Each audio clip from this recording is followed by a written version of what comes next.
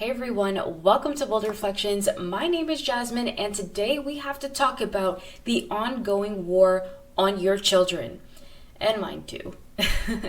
This is why I speak so passionately about pride, transgenderism, and all of its facets because it is a war on our kids. One of the biggest battlefronts right now is Target because they are targeting your kids. Get it? Zing. I'm so funny. Okay, I didn't make that up. But anyway, it fits. They're targeting your kids, and let me show you a video about how this is going down if you have not seen it all over the internet already. Here it is. We're at Target right now, and there's a lot of controversy going on about all of the Pride stuff that's coming out with kids' clothes and things like that. So we're going to go to the kids section, and we're actually going to see if they're putting weird, creepy, uncomfy stuff on children's clothing.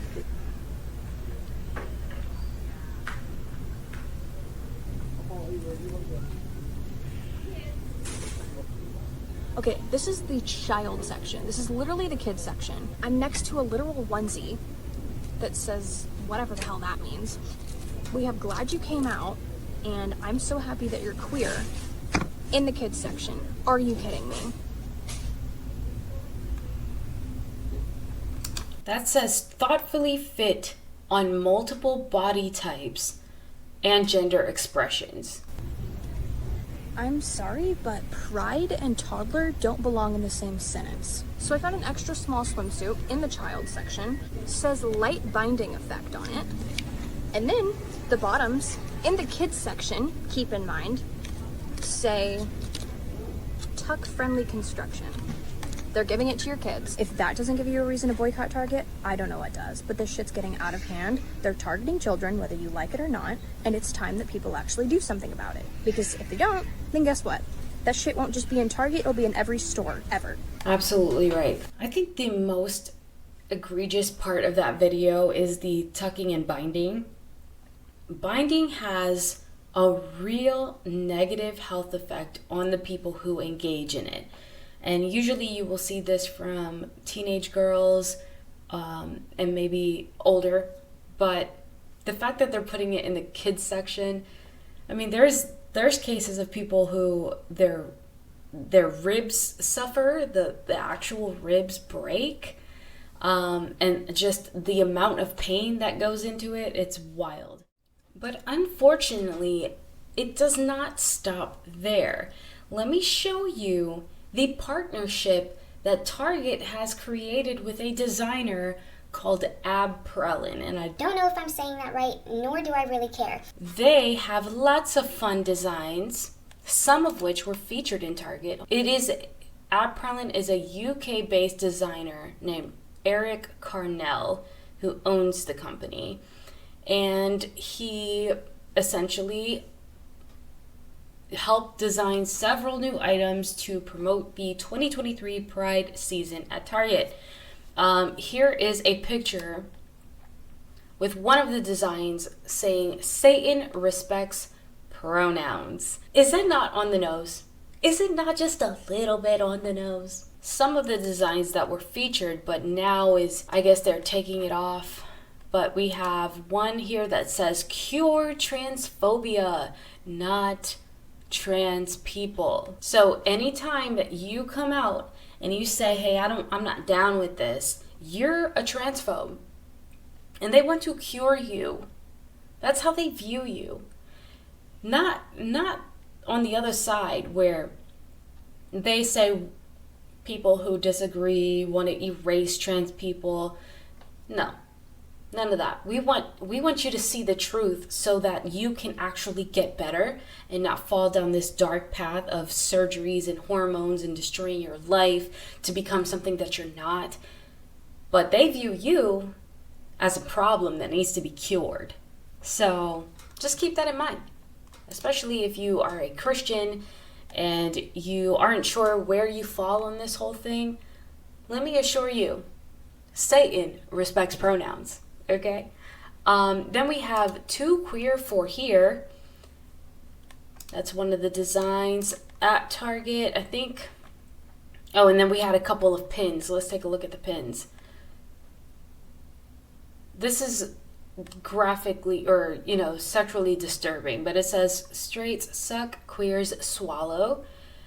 I am a GD lesbian, bi babe, button badge, like bisexual, young bisexual and willing, bury cis feelings.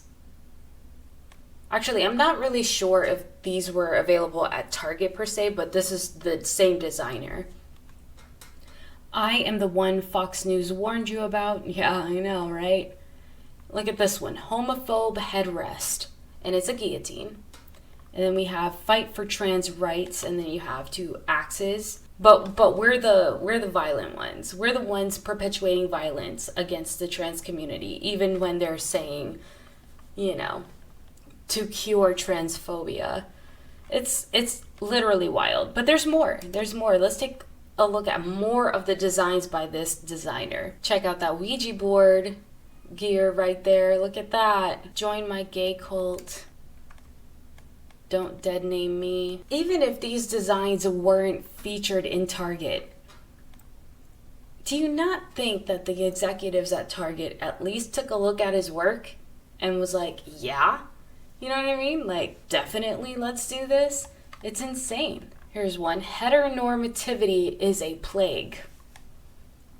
So just not being on the gender queer spectrum, which isn't real, by the way.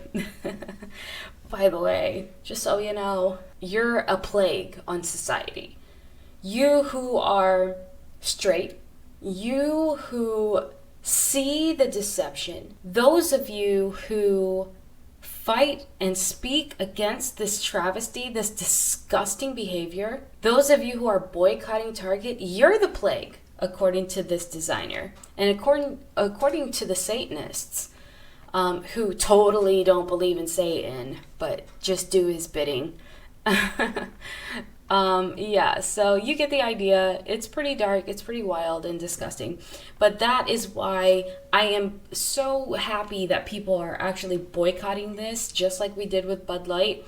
Keep it going. If you shop at Target and you are not one of these people who are lost in the sauce, gender confused, completely detached from reality, I would encourage you to put your money where your mouth is. Our kids are suffering for this. They are being deceived. They are being groomed by corporations, by sick people like this who design these disgusting... I mean, look at the aesthetic, It just seems like they're trying to target people who are younger. Anyway, it's a sickness. I would encourage you to stand by your convictions where it actually matters. If you can't even stop shopping at Target because it's just so convenient for you, if you can't stand up for the little things, how are you going to stand up for the things that truly matter when the rubber meets the road and they actually pull out the guillotines? It might not be in the form of guillotines, but it is going to get even darker as we go along. And the more we fight and the more we bring it to light, the harder Satan is going to push back. So if you can't stand up for the little things, how will you be expected to stand up for the big things? All right, so with that being said, let me show you guys this pride element. This whole entire push is not just happening in stores. As we know, it's been happening in the classroom too. So I'm going to show you this screenshot that was shared from an elementary school parent in a K-8 school. And this is advertising an LGBTQ pride parade and rally drag performance for kids. Okay? So they are not being subtle anymore. They don't care what you think, parents. They are pushing it on your little ones. This is not even high school. This is K-8. These are young, impressionable minds, and constantly, as we're seeing it in Target, as we're seeing it on Netflix and on YouTube and all the platforms everywhere all the time, especially in the month of June, it gets to be normal for these kids. They are going to grow up in a world where drag performances like the drag story hour and the other videos that are coming out of these drag characters gyrating on children and stripping in front of toddlers, that's normal now. So just another example of this lunacy. Now I want to show you guys how not all of the teachers, even in states that are actively fighting against this ideology, some of these people are not on your side. And this is why I'm calling it a war, because there are parents out there who see the nonsense and send their kids to a public school, right? And I'm not here to judge your choices, okay? That's not my intention. But I want to encourage you to look around because, and I'm not saying all teachers, okay? I'm not saying all teachers, but just enough of them exist that think like this teacher who I'm going to show you actually admits that you don't have a right when your kids walk in that school.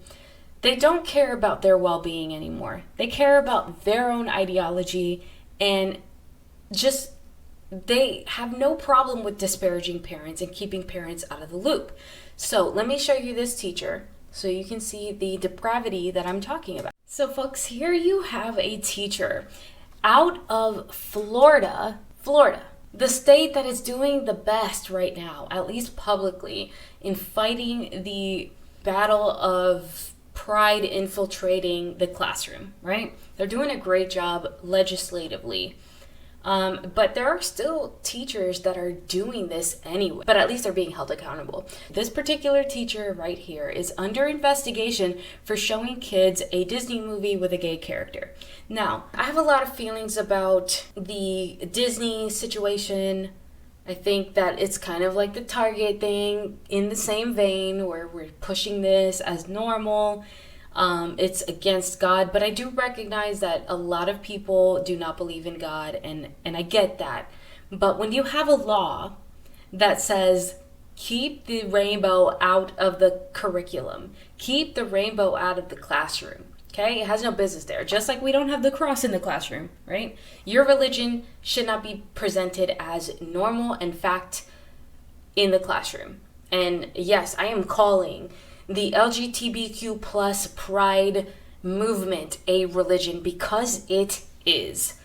But essentially, they still don't care. They are still going to push their religion, and I want you to see what this lady has to say about it. And Jenna, you said you feel that this is a targeted attack. What do you mean when you say that?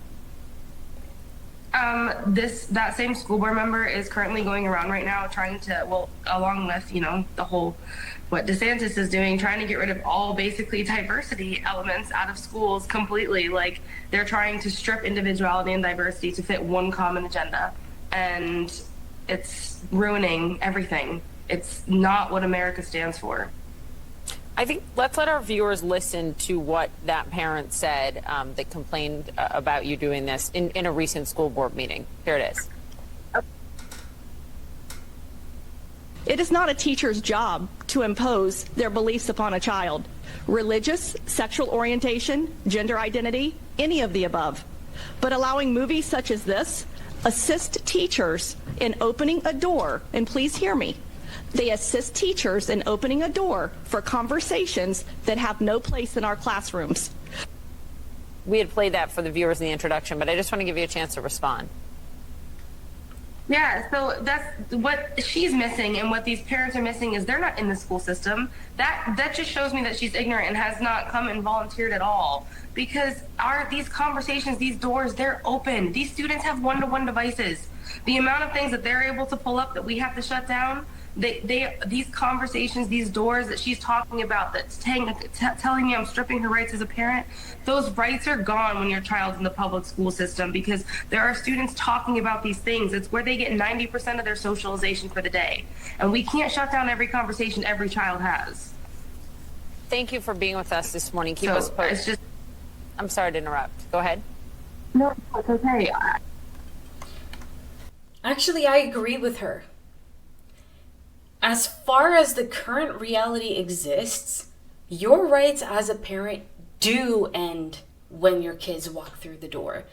Like she said, if they have a device, the doors are open. If you are entrusting your children in a public school setting with a teacher who believes in this ideology, your rights did end. It shouldn't be that way.